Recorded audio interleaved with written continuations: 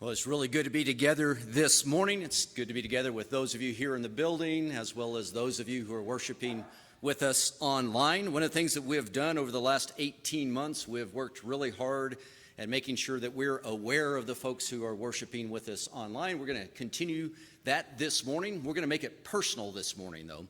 I know that Jim White is worshiping with his daughter Cheryl online with us this morning. So what I want us to do is I want us to turn around, look up at the camera, and on the count of three, say, "Good morning, Jim." Okay, let's all do that. Turn around, look up where Rick is, where the cameras are.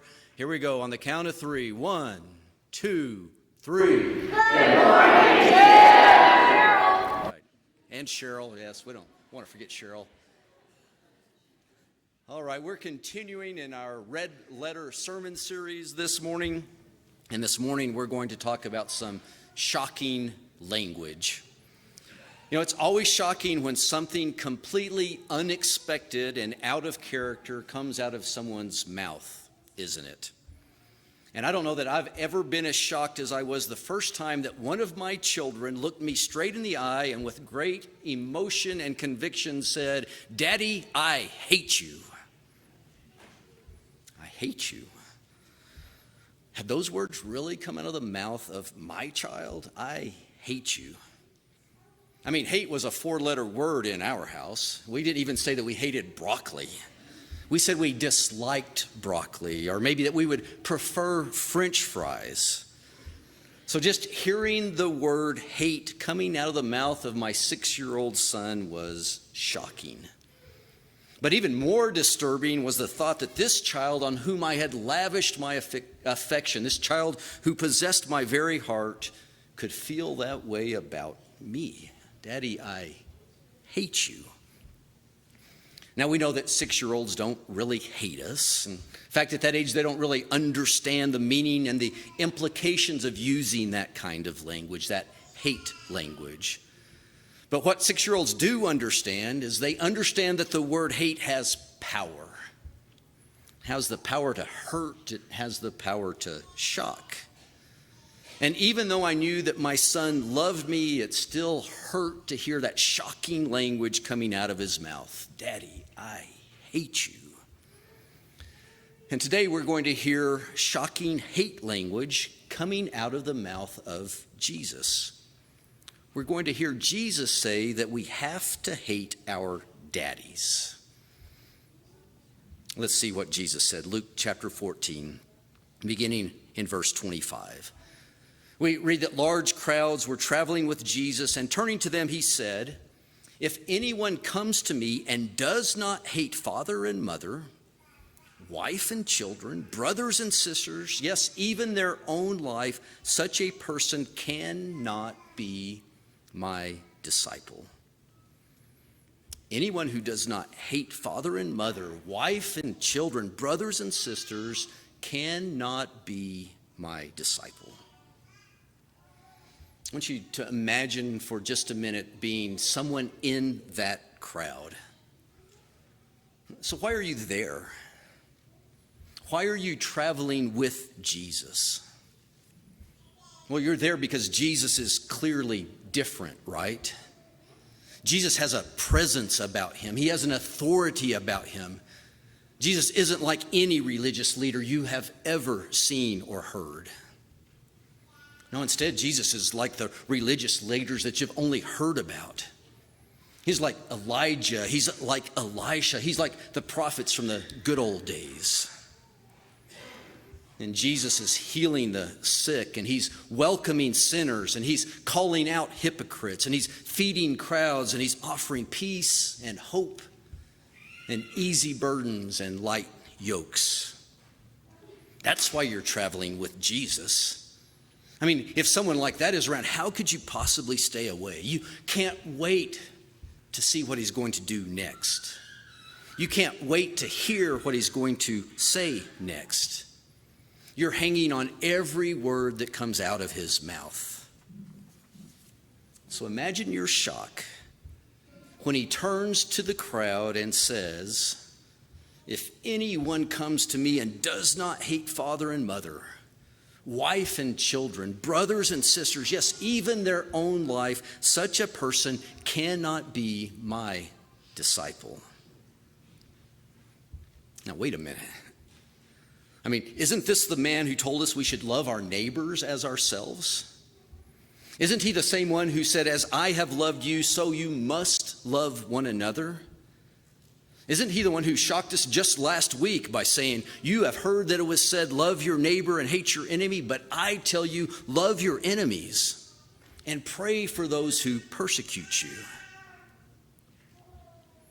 So there you are, part of the crowd. You're traveling with Jesus, and you just have to be shocked. First, he's told you that you must love your enemies, and now he's telling you that you must hate your family. What's going on here? Why does Jesus do that? Why does he turn to the crowd that's been traveling with him and tell them that they must hate their families if they want to be his disciples? Well, it turns out that the answer to those questions, the answers have a lot to do with just the nature of crowds. The nature of crowds. So let me ask you, how do you feel about being in a crowd?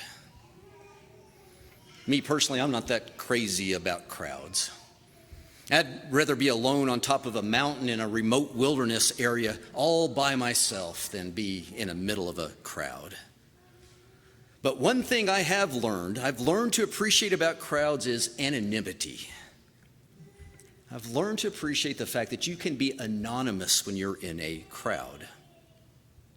I'm going to go into the way, way, way back machine. My first semester in graduate school, I was at UNM, and I had to pick up a missing credit, an undergraduate credit. Now, you need to know that I attended a tiny high school, and then I went to a small college. And so when I went to this class at UNM, I wasn't prepared for the size of my class. I walked into a large lecture hall, and there were hundreds of us in that class. I was just one face in the crowd. But I learned to appreciate that class. I learned to appreciate that class because I didn't have to come prepared to that class. I was able to have a very low commitment to that class because I knew the professor was not going to call on me. I didn't have to pay attention. I could fall asleep and frequently did. I could work on assignments in other classes. I could come and go as I pleased, and it didn't really matter because I was anonymous. I was just another face in that crowd. I liked that class. It was easy. It was relaxing because I had maximum anonymity and minimum commitment. Maximum anonymity and minimal commitment. Turns out that's a really comfortable place to be. But in contrast, after I was finished with that large lecture class, I then had to come out of that lecture hall and then hustle back to the psychology building and then go to a graduate seminar. Now, picture this seminar. It's a small room. There's one professor, 5 other graduate students, and me. And we're all seated around a conference table, and we're there for 2 hours. For that class, that seminar, I had to come prepared because the professor would frequently call on me. I had to pay attention. I couldn't fall asleep. I couldn't work on assignments for other classes. I couldn't come and go as I pleased because I was known. I was named, I was recognized, I was no longer just a face in the crowd. And that seminar was challenging, and it was frequently uncomfortable because it required maximum commitment, and there was no anonymity. See, maximum commitment with no anonymity, that's often an uncomfortable place to be. Let's go back to Jesus and his hate language. Now, who was Jesus speaking to? As Jesus traveled around, there were 2 different groups of people who were with him. There were the crowds, and then there were his disciples. There were the crowds, and there were his disciples. And the crowds were like me and the other students in that large lecture hall. There were hundreds of them traveling with Jesus, and any one person was just another face in the crowd.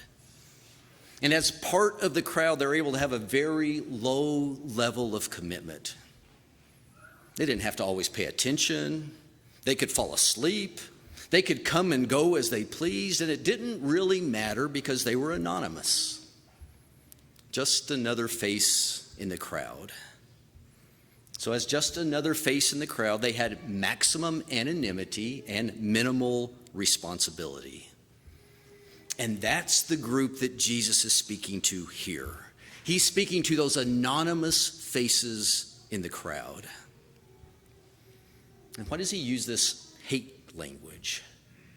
Well, what Jesus is doing, he's calling those anonymous faces in the crowd, he's calling them out of the lecture hall, and he's calling them in to join the seminar.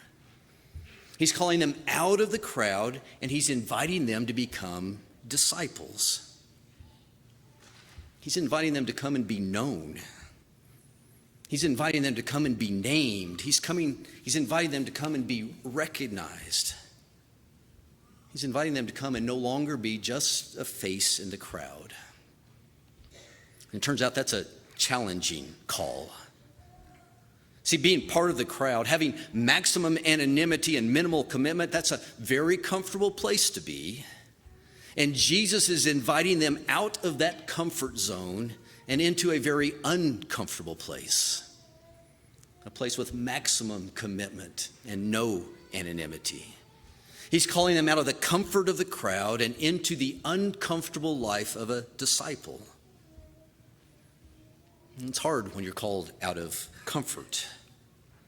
And when he calls them out of comfort, he doesn't invite them to come over with a promise of improved relationships. He doesn't invite them over with a promise of improved finances.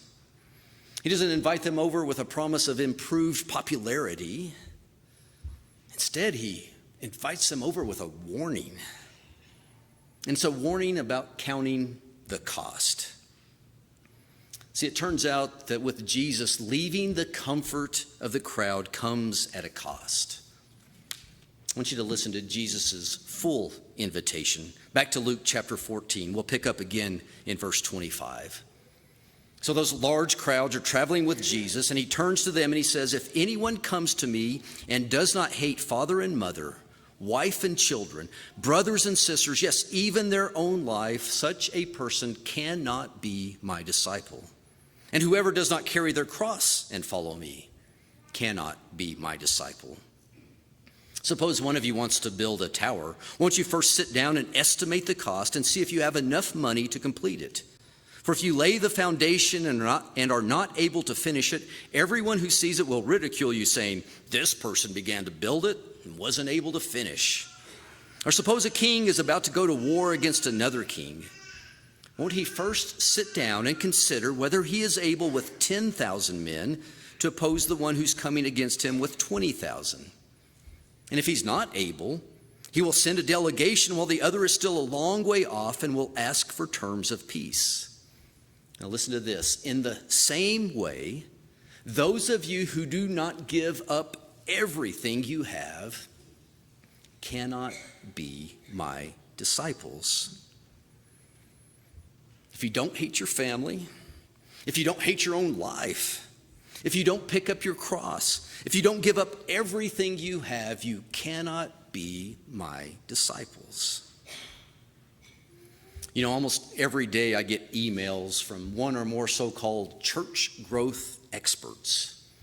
And I promise you, when I read those emails, that Jesus isn't delivering the kind of invitation that they would recommend if you want to grow a big church. You don't give these kind of warnings. You don't tell people to hate their family. You don't tell them to pick up their cross. You don't tell them that they have to give up everything if you want to grow your church. But see, Jesus isn't saying this to attract crowds. Jesus has already attracted crowds. Instead, Jesus is saying this to attract disciples out of the crowds. Jesus is seeking to attract disciples out of the crowds. Turns out that attracting crowds is really pretty easy because being part of a crowd is easy. It requires minimal commitment. But attracting disciples, that's hard, because being a disciple is hard. And being Jesus' disciple requires complete commitment. You know, I find it interesting that the crowds are described as traveling with Jesus. I picture the crowds as kind of like adventure tourists. They're kind of along for the ride, right? They get to see the cool sights when Jesus performs one of his miracles. They get to eat the food when Jesus feeds the crowds. They get to hear the stories that Jesus tells. They get to see him needle those hypocrites. They're adventure tourists. But when things get uncomfortable, or when Jesus gets too personal, or when things back home need their attention, because they're tourists, they can just pack their bags and head out because they're tourists. They have maximum anonymity and they have minimal commitment. When mom and dad call, they can just pick up their bags and head home. That's the way it is for the crowds, but that's not the way it is for disciples. See, when Jesus says you must hate your family in order to be his disciples, he isn't saying that you have to have animosity towards your family. He isn't saying that you have to exhibit hostility towards your family. He isn't saying that you have to harbor envy and venom in your heart for your family. But what he is saying is that anything that keeps you in the crowd, anything that keeps you anonymous and uncommitted, anything that makes you choose comfort over the life of a disciple, you must be willing to turn your back on it. It must be left behind. Anything. Family, friends, jobs, hobbies, habits, anything. Now, this is probably best illustrated in Jesus' encounter with a young man who thought he was ready to leave the crowd, a young man who thought he was ready to become a disciple, a young man who thought he was ready to quit being a tourist. We read about it in Luke chapter 18, beginning in verse 18. We read that a certain ruler asked Jesus, "Good teacher, what must I do to inherit eternal life?" "Why do you call me good?" Jesus answered. "No one is good except God alone. You know the commandments. You shall not commit adultery. You shall not murder. You shall not steal. You shall not give false testimony, and honor your father and mother." "All these I've kept since I was a boy," the man said. And when Jesus heard this, he said to him, "You still lack one thing. Sell everything you have and give to the poor, and then you will have treasure in heaven. Then come, follow me." Now, when the man heard this, he became very sad because he was very wealthy. And Jesus looked at him and said, "How hard it is for the rich to enter the kingdom of God. Indeed, it is easier for a camel to go through the eye of a needle than for someone who is rich to enter the kingdom of God." Anything that makes you choose comfort over the life of a disciple must be left behind. And what was this man's anything? Well, for him, his anything was his possessions. He wasn't willing to leave them behind. Their pull on him was stronger than Jesus's pull was. Their claim on him was stronger than Jesus's claim. He counted the cost, and he chose the comfort of his possessions.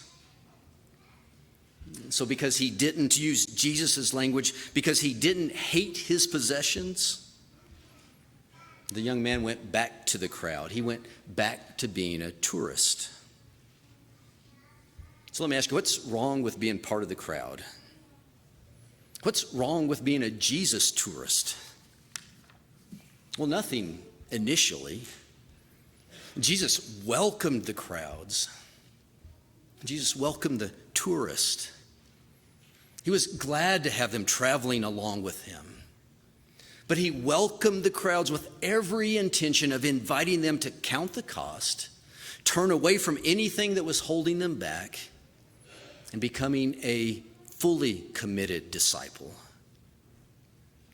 You see, the problem isn't necessarily being part of the crowd. No, the problem is staying a part of the crowd. The problem is staying a part of the crowd. We've seen that problem play out in real time right here, haven't we? The problem with staying in the crowd is that people who stay in the crowd end up following the crowd, even when that crowd takes them far away from Jesus. And they follow the crowd because they actually live with the crowd instead of living with Jesus. And we've seen that, haven't we? We've seen the crowd lead people far away from Jesus. And the other problem with staying in the crowd is that people who stay in the crowd are very quick to pack their bags and leave when following Jesus gets uncomfortable, because they're just tourists. We've seen that, haven't we? As things have gotten uncomfortable, we've seen people just pack their bags and leave. You see, being in the crowd isn't necessarily a problem, but staying in the crowd is. So I'm speaking to a crowd this morning. I know in this audience we have people that are at all different stages of their walk with Jesus. Some of us, I know, are part of that anonymous and minimally committed crowd. We're just watching and listening. And if that describes you, I want you to know you are very welcome here. We're glad that you're watching. We're glad that you're listening. And Jesus is glad that you're watching and listening. But we also want you to know, that we don't want, and more importantly, Jesus doesn't want for you to stay a part of the crowd. Jesus is inviting you out of the crowd to find your home with him. I also know there are a lot of people in this crowd that are a lot like me. A lot of people in this crowd that have one foot walking with the crowd and one foot walking with Jesus. We aren't fully anonymous, but we also aren't fully committed either. I'm going to call us the and people.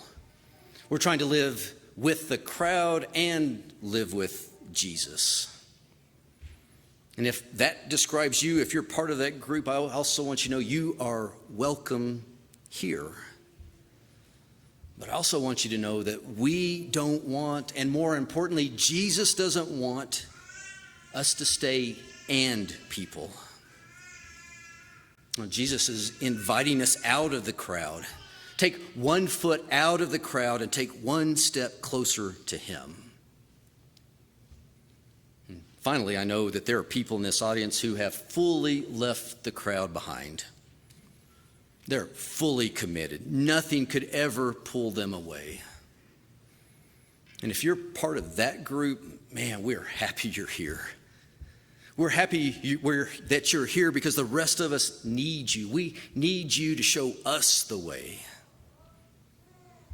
We just ask you to be patient with us as we try to find our way out of the crowd and fully to Jesus. So 3 different groups. I want to extend some invitations to all 3 of those groups. First, for those that are just a part of the crowd, fully anonymous and minimally committed. I just want to invite you to take one step closer to Jesus. I don't know what that step is. That one step may be a conversation with a minister or with an elder. It may be one step into the water to be baptized. It may be one less step towards that exit back there at the end of service so you can meet one person here this morning. I don't know what that one step is, but we invite you and we encourage you to take that one step. And for those of us in the and group, one foot with the crowd and one foot with Jesus, I invite you to take one step closer to Jesus this morning. Take one step closer to Jesus by taking just one step away from whatever it is that's holding you back from being fully committed to Jesus Christ, whatever's pulling you back to the crowd.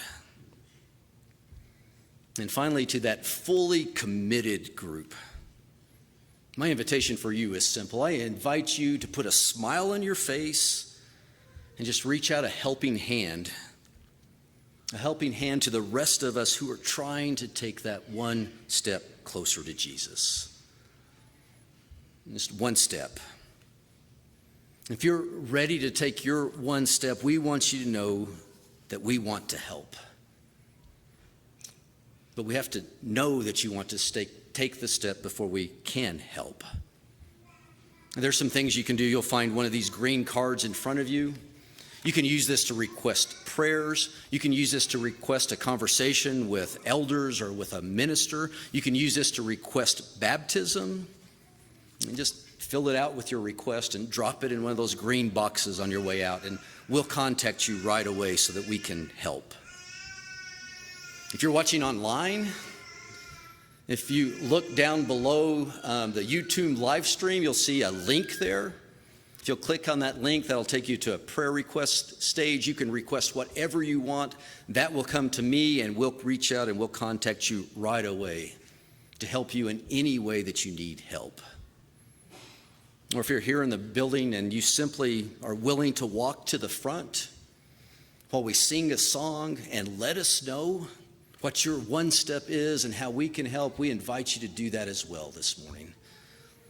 Once you take that one step while we stand and while we sing, let's sing together.